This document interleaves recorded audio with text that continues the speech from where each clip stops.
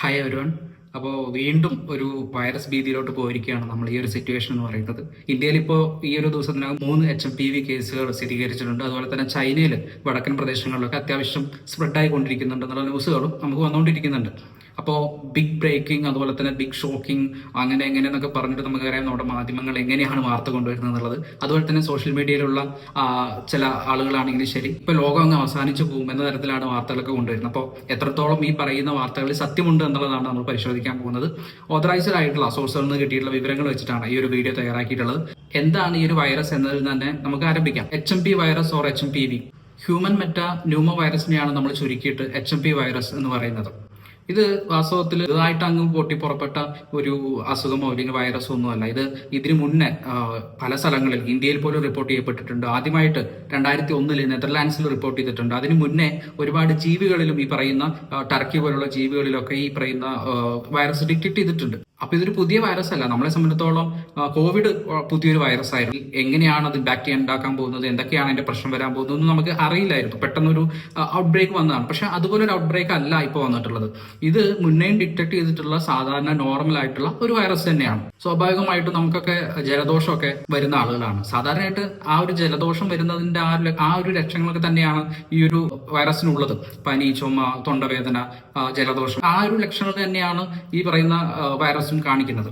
പിന്നെ ഇതിലൊരു പ്രധാനപ്പെട്ട ഒരു കാര്യം എന്ന് പറയുന്നത്, നമുക്കറിയാം ഇപ്പോൾ ഒരു വിന്റർ സീസൺ ആണ്. ഇന്ത്യയെ സംബന്ധിച്ചിടത്തോളം അല്ല, മറ്റു പല രാജ്യങ്ങളെയും വെച്ച് നോക്കുമ്പോൾ അതിശക്തമായിട്ടുള്ള ശൈത്യകാലം ഉള്ള രാജ്യങ്ങളുണ്ട്. ഇപ്പോൾ പ്രത്യേകിച്ച് ഈ ചൈനയുടെ വടക്കൻ പ്രദേശങ്ങൾ എന്നൊക്കെ പറയുമ്പോൾ അവിടെ വിന്റർ സീസൺ വളരെ വലിയ രീതിയിലുള്ള ഒരു പ്രദേശമാണ്. അപ്പോൾ ഈ വിന്റർ സീസണിന്റെ ഒരു പ്രത്യേകത എന്ന് പറഞ്ഞു കഴിഞ്ഞാൽ സ്വാഭാവികമായിട്ടും ഇത്തരത്തിലുള്ള റെസ്പിറേറ്ററിയുമായി ബന്ധപ്പെട്ടിട്ടുള്ള വൈറസുകൾ, അസുഖങ്ങളൊക്കെ വരാനും പെരുകാനും അല്ലെങ്കിൽ അത് വ്യാപിപ്പിക്കാനൊക്കെ സാധാരണ ആ ഒരു സമയമാണ് ഇപ്പോൾ ഉള്ളത്.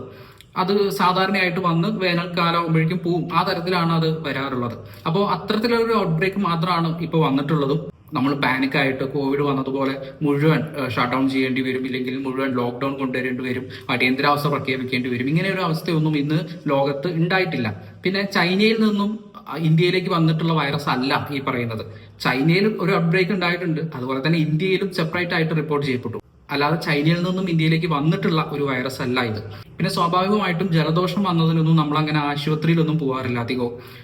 വന്നിട്ട് കുറച്ച് ദിവസങ്ങൾക്കുള്ളിൽ 3, 4, 5 ദിവസങ്ങൾക്കുള്ളിൽ അത് സാധാരണയായിട്ട് പഴയപടി ആവുകയാണ് ചെയ്യാറ്. അങ്ങനെ നമ്മൾ പോയിട്ട് ടെസ്റ്റ് ചെയ്യാറോ, ഇത് എന്ത് വൈറസ് കൊണ്ട് വന്നു എന്നുള്ളത് ടെസ്റ്റ് ചെയ്യാറോ അങ്ങനത്തെ പതിവുകളൊന്നുമില്ല. പക്ഷേ ചൈന പോലെ ഒരു രാജ്യത്ത് തീർച്ചയായിട്ടും അവർ വലിയ രീതിയിൽ ആരോഗ്യരംഗം നോക്കുന്ന ഒരു രാജ്യമാണ്. ആ രാജ്യത്തുള്ള കുട്ടികൾക്ക് ഇങ്ങനത്തുള്ള അസുഖങ്ങൾ വരുമ്പോൾ, അല്ലെങ്കിൽ ആളുകൾക്ക് വരുമ്പോൾ സ്വാഭാവികമായിട്ടും അവർ ടെസ്റ്റ് ചെയ്യുന്നുണ്ട് ഏത് വൈറസ് കൊണ്ടാണ് ഈ ഒരു അസുഖം വന്നിട്ടുള്ളതെന്ന്. അപ്പോൾ സ്വാഭാവികമായിട്ടും റിപ്പോർട്ട് ചെയ്യപ്പെടും. ഇപ്പൊ ഇന്ത്യയിൽ സാധാരണ ഈ ഒരു സമയത്ത് കുട്ടികൾക്ക് ജലദോഷം വരാറുണ്ട്. നമ്മൾ ഈ കുട്ടികളെയും കൊണ്ട് ആശുപത്രിയിൽ ചെന്നിട്ട് ജലദോഷം ടെസ്റ്റ് ചെയ്ത് കഴിഞ്ഞാൽ, അതായത് എന്ത് വൈറസ് കൊണ്ടാണ് ഈ ഒരു ജലദോഷം വന്നതെന്ന് ടെസ്റ്റ് ചെയ്ത് കഴിഞ്ഞാൽ അതിൽ സാധാരണയായിട്ട് കോമൺ ആയിട്ട് കാണുന്ന ഒരു വൈറസാണ് ഈ HMP വൈറസ്. അത്രയേ ഉള്ളൂ. നമ്മൾ ടെസ്റ്റ് ചെയ്യാറില്ല, അതുകൊണ്ട് റിപ്പോർട്ട് ചെയ്യാറില്ല. അത്രയേ ഉള്ളൂ. അല്ലാതെ നമുക്കിടയിലുള്ള സാധാരണ പനി പോലെ, അല്ലെങ്കിൽ സാധാരണ അസുഖം പോലെയുള്ള ഒരു സാധാരണ വന്നു പോകുന്ന ഒരു വൈറസ് തന്നെയാണ് ഈ ഒരു HMP വൈറസ്. കോവിഡ് പോലെ അത്ര വലിയ അപകടകാരിയൊന്നുമല്ല. ഇതിനും ആന്റിവൈറൽ ആയിട്ടുള്ള മരുന്നുകളൊന്നുമില്ല ഇപ്പോൾ. പക്ഷെ നോർമൽ ആയിട്ടുള്ള പ്രിക്കോഷൻസ് കൊണ്ട് തന്നെ നമുക്ക് മറികടക്കാവുന്ന കാര്യമുള്ളൂ. ഇപ്പോൾ പൊതുസ്ഥലത്ത് തുപ്പാതിരിക്കുക, അതുപോലെ തന്നെ പൊതുസ്ഥലത്ത് തുമ്മുന്നുണ്ടെങ്കിൽ ഒരു കർച്ചീഫ് യൂസ് ചെയ്യുക, കൈ സോപ്പിട്ട് കഴുകുക, സാനിറ്റൈസർ യൂസ് ചെയ്യുക. ഇതൊക്കെ തന്നെ ഇങ്ങനെയുള്ള പ്രിക്കോഷൻസ് കൊണ്ട് നമുക്ക് തടയാൻ പറ്റുന്ന ഒരു അസുഖമാണ്, അല്ലെങ്കിൽ ഒരു വൈറസ് ആണ് ഈ ഒരു HMP വൈറസ് എന്ന് പറയുന്നത്. മറ്റൊന്നുള്ളത്, ഇതിൽ ഏറ്റവും ആശ്വാസകരമായിട്ടുള്ള ഒരു കാര്യം എന്ന് പറയുന്നത് 2001 ഈ ഒരു വൈറസ് ഡിറ്റക്ട് ചെയ്തു എന്ന് പറഞ്ഞല്ലോ. ഈ 2001 ഡിറ്റക്ട് ചെയ്ത ഏതാണ്ട് ആ വൈറസ് തന്നെയാണ് ഇപ്പോഴും ഡിറ്റക്ട് ചെയ്തിട്ടുള്ളത്. അതിന് വലിയ മ്യൂട്ടേഷൻ സംഭവിച്ചിട്ട് അത് ഭയങ്കര ശക്തി പ്രാപിക്കുകയോ അല്ലെങ്കിൽ മറ്റൊരു രീതിയിലോട്ട് പോകുകയൊന്നും ഉണ്ടായിട്ടില്ല. കോവിഡ് നമുക്കറിയാം വന്നു, അത് വീണ്ടും മ്യൂട്ടേഷനുകൾക്ക് വിധേയമായി കുറച്ചും കൂടി ശക്തിയോടെ മനുഷ്യനെ ആക്രമിച്ചു. പക്ഷെ ആ തരത്തിലൊന്നും HMP വൈറസ് വന്നിട്ടില്ല. HMP വൈറസിന് ഇപ്പോഴും പറയുന്നത് ഒരു തരത്തിലുള്ള മ്യൂട്ടേഷനോടും അങ്ങനെ വന്നിട്ടില്ല, അങ്ങനെ തെളിയിക്കപ്പെട്ടിട്ടില്ല എന്നുള്ളത് തന്നെയാണ്.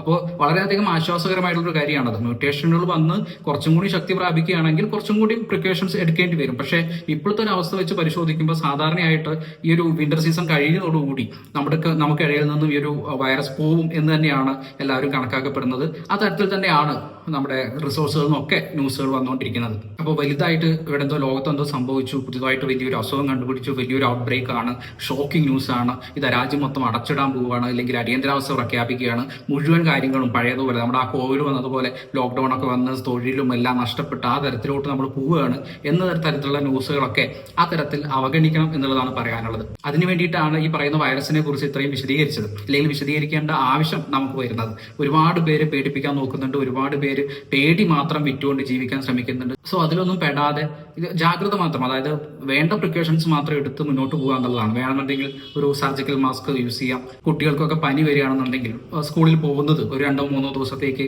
വേണ്ടാന്ന് വെക്കാം. കാരണം അവിടെ ചെന്ന് കഴിഞ്ഞാൽ പിന്നെ വീണ്ടും കുട്ടികളോട് പകരും, ഇങ്ങനത്തെയൊക്കെയുള്ള അവസ്ഥ ഉണ്ടാവും. ഇതൊക്കെ നമുക്ക് അറിയുന്ന നോർമൽ ആയിട്ടുള്ള പ്രിക്കോഷൻസ് ആണ്. ഇപ്പോൾ ഈ ഒരു ഘട്ടത്തിൽ ഇത്തരത്തിലുള്ള നോർമൽ ആയിട്ടുള്ള പ്രിക്കോഷൻസ് മാത്രം നമുക്ക് മതി ഈ ഒരു വൈറസിനെ തടയാനായിട്ട്. അല്ലാതെ ഈ പറയുന്ന മാധ്യമങ്ങളിലോ അല്ലെങ്കിൽ മറ്റ് ഓൺലൈൻ വീഡിയോകളിലോ വരുന്ന തരത്തിലുള്ള ഒരു അവസ്ഥയൊന്നും ഈ ലോകത്ത് എവിടെയുമില്ല. അപ്പോൾ നമുക്ക് ഒന്നിച്ച് ഇതിനേക്കാളും വലിയൊരു വൈറസിനെ നമ്മൾ ഒന്നിച്ച് നേരിട്ടതാണ്. ഇന്നിപ്പോൾ അത് നമുക്കിടയിൽ സാധാരണ ഒരു വൈറസ് ആയിട്ട് വന്നിരിക്കുകയാണ് COVID-19. സാധാരണ വരുന്ന മറ്റു വൈറസ് പനികളെ പോലെ അല്ലെങ്കിൽ വൈറസ് പോലെ മാറിയിട്ടുള്ള ഒന്നായിട്ടുണ്ട് കോവിഡ്. അപ്പോൾ അതൊക്കെ കൊണ്ട് തന്നെ ഇതൊക്കെ നമുക്ക് അതിജീവിക്കാനാവും. ഇതൊന്നും അത്ര വലിയ ആഘാതങ്ങൾ ഉണ്ടാക്കുന്ന ഒരു വൈറസ് അല്ല ഇപ്പൊ കണ്ടുപിടിച്ചിട്ടുള്ളത്. അപ്പോൾ അത്രത്തോളം അപകടമായിട്ടുള്ള ഒരു സിറ്റുവേഷൻ ഒന്നും ഇവിടെ ഇല്ല എന്നുള്ളത് തന്നെയാണ് വീണ്ടും പറയുന്നത്. നമുക്കിതൊക്കെ അതിജീവിക്കാവുന്നതേ ഉള്ളൂ. അപ്പോൾ എല്ലാവരും അത്യാവശ്യം വേണ്ട പ്രിക്കോഷൻസ് ഒക്കെ എടുത്ത് വിന്റർ സീസൺ പിടിച്ചു നിൽക്കണം എന്നുള്ളത് തന്നെയാണ് പറയാനുള്ളത്. അതുപോലെ റെസ്പിറേറ്ററിയുമായി ബന്ധപ്പെട്ട് അസുഖങ്ങളുള്ളവർ, രോഗപ്രതിരോധ ശേഷി കുറഞ്ഞിട്ടുള്ള കുട്ടികൾ, പ്രായമായിട്ടുള്ളവർ, അവരെയൊക്കെ പ്രത്യേകിച്ച് ഒന്ന് കെയർ ചെയ്യണം എന്നൊക്കെയുള്ള പ്രിക്കോഷൻസ് മാത്രം എടുത്തുകൊണ്ട് നമുക്ക് തടയാവുന്നതേ ഉള്ളൂ. അപ്പോൾ ഇത്രയുമാണ് ഈ ഒരു വൈറസിനെ കുറിച്ച് ചെറുതായിട്ട് ബ്രീഫ് ചെയ്യാനുള്ളത്. മറ്റെന്തെങ്കിലും ഉണ്ടെങ്കിൽ കമന്റ് ബോക്സിൽ ഉണ്ടാവുമെന്ന് പ്രതീക്ഷിക്കുന്നു ആ ചോദ്യങ്ങൾ. Okay, so together we can overcome this. Bye.